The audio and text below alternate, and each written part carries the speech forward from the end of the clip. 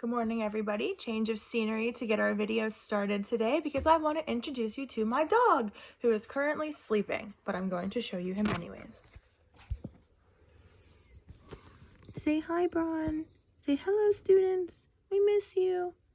We're bored at home. We hope you're doing okay. Isn't he just the cutest? All he does all day long is sleeps. Oh, to have the life of a dog.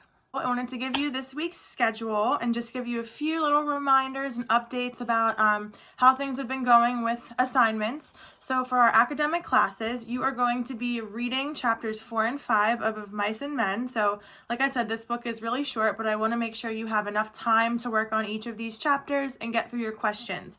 So if you noticed in your reading guides, as I went through, I'll continue going through chapters 2 and 3, so look for my feedback. I have been giving you feedback on your responses. For the most part, these are completion points. The only way that you will lose points on these assignments is if you are not answering each of the questions fully. So for example, if question 1 is a 3-part question, you want to make sure that you are answering all parts of the question, not just the first part. A little note, and I know I posted about this on our page in the updates, but for your character charts, you do not have to have the whole chart completed yet.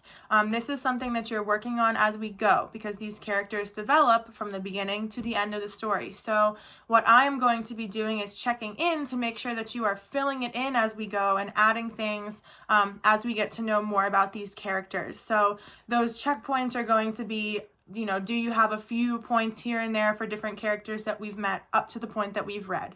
I had a few questions about that, so I hope that clarifies for you. Still not everybody answering the starter questions, so thank you to those of you who have been answering our starter questions. Please make sure that you are submitting your responses. I've had a few people who say they've typed their responses, and if I don't get it, that's the only reason why you might see a 0 in PowerSchool. So just make sure that you send yourself a receipt. That way you have the proof that you submitted your response. So if for some reason I don't get it, you can show me that you did submit it.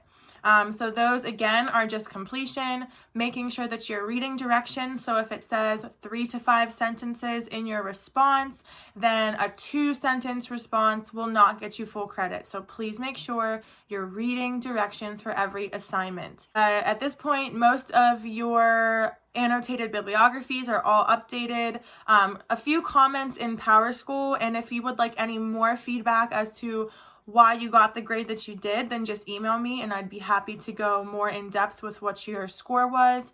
But overall, really great job. I know that project was tough to start out with, and Noodle Tools can be really tricky, but you should be very pleased, just as I am, with the way that you did on that project. So enjoy your week, and hopefully we will be talking soon. All right, have a great week, everyone. Say hello, everybody. And hello and goodbye.